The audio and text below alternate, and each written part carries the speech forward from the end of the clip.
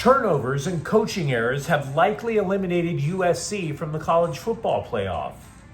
UCLA is on a 3-game winning streak, but is it too little too late? And Dodger haters are going to have to come to grips with this. Their team could have paid for Shohei Ohtani's contract. Good morning. I'm James. And this is your daily dose of sports and snark for the greatest sports city in the world, Los Angeles. This is the Faithful Angelenos Morning Report. So it is October 19th, 2025. It is also Sunday, the Lord's Day. And if you believe as I do, take a moment and thank Him for the blessings that you have in your life, like LA sports. And if you like being in the know about LA, click the like button. Click the subscribe button. There's a notification bell. Hit that. It'll let you know when we drop an update. Sharing is caring. Let people know we exist. By all means, comment. Now, we have an expanded look at the scoreboard. We're also dropping this clip early because the Rams are kicking it off super early. But we're going to start off with 13th ranked Notre Dame 34, 20th ranked USC 24. In what could be the finale for the battle for the jeweled shillelagh, the greatest intersectional rivalry in college football, the Trojans stepped on a rake in the fourth quarter for a second consecutive year. Lincoln Riley bemoaned missed opportunities, said that they made him sick. Well, you ain't the only one, coach. This is how the Trojans' last 4 possessions in the game went. Interception, fumble lost, turnover on downs, interception. Now, as a result of these 15 plus minutes of ineptitude, many positives for the Trojans season vanish. The possibility of sneaking into the college football playoffs is slim to none, because you could see a 2-loss team from the Big Ten getting in. Well, now USC has those 2 losses, and they have road games at Nebraska and at Oregon coming up. What about Jaden Maiava as a Heisman candidate? That's not going to happen because of the fourth quarter either. Those 2 interceptions. Yeah, he threw for 328 yards and 2 TDs, but Heisman winners finish games, particularly against their rivals. And yes, I said in yesterday's preview that it was going to rain like hell, and Maiava would have to rise above that in order for USC to win. He didn't. Now, having said that, I don't want to pin this all on Maiava. The coaching staff needs to be called out. And believe you me, if you've watched this channel on a regular basis, you know that I very rarely call out coaches. But in my opinion, they did not read the room. For example, if Maiava was going to have problems throwing in the rain, common sense would tell you that a Notre Dame freshman quarterback, CJ Carr, would have difficulty too. By the way, he did. He only threw for 136 yards and a goofy interception in the red zone. So why then did defensive coordinator Danton Lynn play 2 deep safeties at almost every snap? Why did you not try to, say, cheat up into the box a little bit? With the defensive backs playing so far back, that left all kinds of lanes for the Irish to run the football, and run they did. 306 freaking rushing yards. 3 touchdowns rushing. An average of 7 yards per carry. You cannot win with that. This was the same defense that held Michigan to 109 rushing yards a week ago. But Lynn didn't adjust. Even though it was patently obvious Carr was not going to be raining bombs in a driving rainstorm. Jeremiah Love rushed for 228 yards. Now, having said that, USC still played 3 quarters of pretty good football. They were only down 1 point at the half. But again, they disintegrated in the fourth. It was on USC because the Irish were not exactly amazing in the fourth either. They missed a field goal. They missed an extra point, both in the fourth. A receiver dropped a 3rd down pass that was definitely catchable in the fourth. And by the way, speaking of bad coaching ideas, Riley asked wide receiver Mekhi Lemon to throw a pass in the rain on a trick play. Instead, Lemon fumbled. Because if you're going to ask somebody to do something crazy and unusual, would you really ask them to do that in a driving rainstorm? Read the room. Now, Riley afterward admitted, stupid call. You think? You think. Now, having said that, let's assess the damage. I assume USC falls out of the top 25 again today, so this leads us to the question I would have for you if you are a USC fan. What constitutes faith in the program? Right? They're going to go to a bowl. They are. Matter of fact, if they handled their business, they could even get to double-digit wins. Because the only definite mismatch I see in the remaining schedule is on the road at Oregon. They could beat Nebraska. But losing to your rival is a thing. Losing 2 out of 3 games to ranked opponents is a thing. And frankly, I believe the coaches let the team down today, or yesterday, I should say. Let me know what you think in the comments thread. And by the way, let's not act like UCLA are pushovers anymore. They edged Maryland 20-17. UCLA is on a 3-game winning streak, and they have also proven themselves to have moxie under pressure. 3 scoring drives in the fourth quarter. They finished, whereas USC didn't. Now, to be fair, despite Mateen Beghani's game-winning field goal with 2 seconds to go, we have to be honest about it, it was a very sketchy performance by UCLA. They allowed a tying touchdown with 40 seconds to go. Nico Iamaleava completes 2 passes. Anthony Frias cut down the Terps' defense with a 35-yard run to set up the winning score. Frias rushed for 97 yards and a touchdown overall. But again, the overall performance is sketch.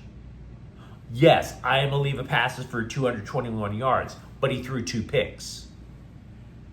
Yesterday, we were talking about how if Maryland wanted to pass, and it is a pass-first offense, that would mean the Bruins would know what to expect, and the defensive front should be able to get to them. Didn't happen. 0 sacks. In my opinion, UCLA played down to the competition. But you know what? That's just an opinion. The Bruins cannot afford the luxury belief of, we won, but how did we look? No, they just need wins. Right now, 4 of their final 5 games are against teams that are currently ranked. If you're a Bruins fan and you want to get upset over something that you can't change, by the way, consider this for a moment. Had the current coaching staff been running things since the start of training camp, UCLA might have a better record than USC. They had an easier non-conference schedule. They lost the first 4 games of the year. Now, I realize that's wish casting, but it's something to consider. Elsewhere yesterday, Galaxy 2, Minnesota 1. The defending MLS Cup champs finished the year with 2 consecutive wins, but a franchise worst 30 points on the season. Now, technically, the Galaxy finished the COVID-shortened season with fewer points, but you get my drift. It was a full season. They were an absolute dumpster fire, and I'm saying this as a Galaxy supporter. It's absolutely unacceptable. Meanwhile, LAFC advances to host Austin in the first round of MLS Cup playoffs. They finished the regular season with a 2-2 draw in Colorado. The first match of the best-of-3 series against Austin, the first date, yet to be announced. Carolina needed overtime to defeat the Kings 4-3. Meanwhile, today, the Rams are going to play Jacksonville in London at 6:30 this morning. So the question I have going into this game, which team has the bigger weakness? We already know that the Rams will be without Puka Nacua, who is undoubtedly the guy that makes the offense go. Now, we could say, what if he's not, right? Matthew Stafford's had this amazing career. Kyron Williams will rush for 1,000 yards in 3 consecutive seasons unless he gets hurt. Stafford puts up big numbers, but let's be real. Nacua is the cheat code. Maybe he is the cheat code for Stafford as much as when Stafford was in Detroit and he had Calvin Johnson. Now, that's a weakness for the Rams, not having Nacua. But on the other hand, Jags quarterback Trevor Lawrence was sacked 7 times last week. And the Rams defense exists to murder quarterbacks. So who has the bigger weakness? In my opinion, it's Jacksonville. The Jags are 29th against the pass. They only have 8 sacks all year. The Rams have 19. So it's going to be tough. The Rams are on the road for 2 consecutive weeks. That's suboptimal. But I think the odds are that the Rams pass rush will be far more disruptive. And because the Jaguars have trouble getting to the passer, I think Stafford will have all the time in the world to find an open receiver. Meanwhile, Indianapolis is at the Chargers at 1. And I'm going to be frank, I'm looking forward to this game for a variety of reasons. Defensive coordinator Jesse Minter matching wits with Indianapolis play caller and head coach Shane Steichen. Also, Khalil Mack and Denzel Perryman have been activated and probably will play today. But those returns aren't the path for a Charger win. Justin Herbert has a weakness to exploit. The Colts are terrible at defending the pass. And I have to suggest something else. Indianapolis has 5 wins, right? They beat Denver. Great win. But the combined record of the 4 other teams that they beat is 6-18. They beat terrible football teams. So the Bolts can win. But they also lost to the Giants and they lost to Washington when Washington didn't have Jaden Daniels. So looking at SoFi today, you are looking at 2 very flawed football teams that think that they are better than they are. Who has the bigger weakness there? Are you picking the Bolts? I can't really give you a definitive guess. Also, Portland is at Angel City FC at 2 o'clock. A lot of things have to go right for Angel City. If they lose or if they tie, they're eliminated from the NWSL playoff picture. But even if they win, they're going to need Louisville to either win or tie to keep hope alive for another week. Now, with all of that said, let's get to the news. The caterwauling of Dodger haters on social media had me honestly just laughing myself silly on the plane flight home. Just peals of laughter. Complete strangers looking at me as if I were Joaquin Phoenix in the first Joker movie. That's how my laughter was going. I'm surprised I wasn't arrested for scaring people. I really was. But here is my latest point that I'd like you to use. Because if you go on the social medias, if you hear some people who aren't Dodger fans, oh, the Dodgers have ruined baseball. Here's a point to suggest that they haven't. The rest of the national press is picking up on something that I've been bringing up for weeks. Shohei Ohtani's $700 million contract has already been paid. Now, I'm not talking about whether or not the Dodgers scratched a check and said to hell with it. No. Had Ohtani signed with Houston, Toronto, New York, name a team.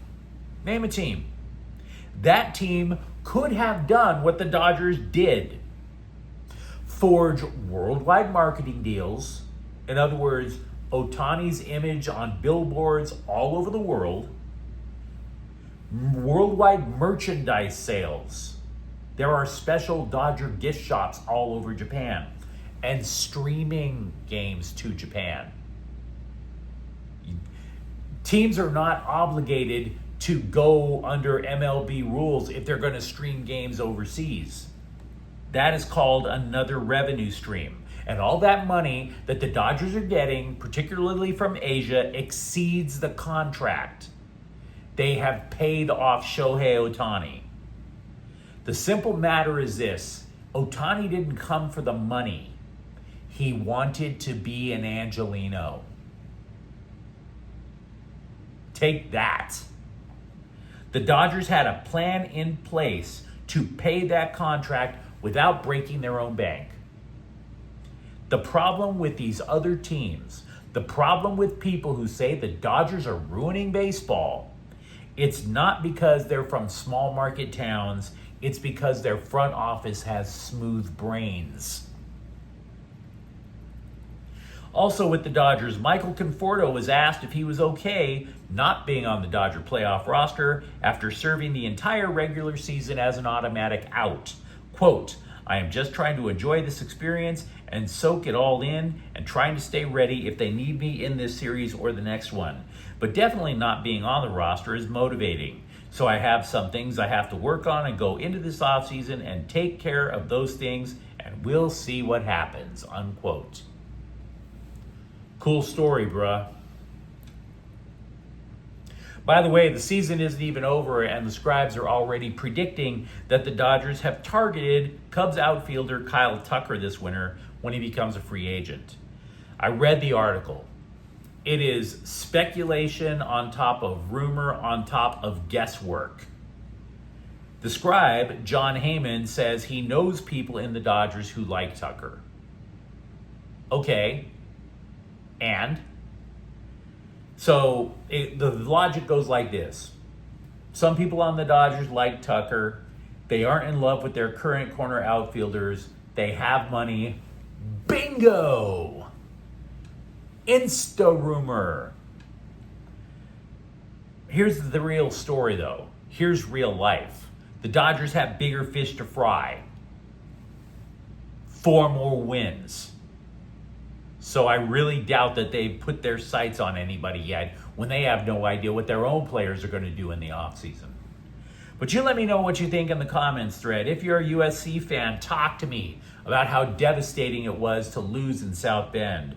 If you're a UCLA fan, how optimistic are you now? And if you enjoyed this update, don't forget to subscribe to Faithful Angelenos.